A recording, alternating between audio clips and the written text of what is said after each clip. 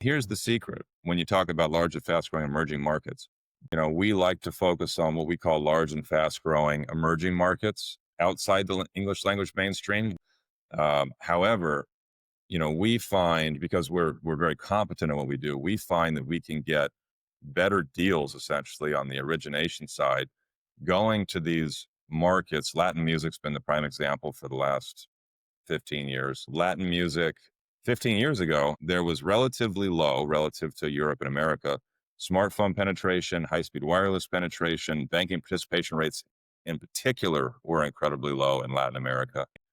And what we've experienced is that not only have all of those leading indicators matured, right? Everybody's got a smartphone. There's high-speed wireless everywhere. Banking participation rates went from like 10, 15, 20% to 50, 60, 70%, depending on the market in Central and South America. People can now buy digital goods and services. They're in the ecosystem. And as a result, we've seen huge growth in the revenue coming from that genre. And then if you think about it, the United States is the second largest country in the world for people that identify as Hispanic. There's 62 million people who identify as Hispanic in the United States, second only to Mexico, right?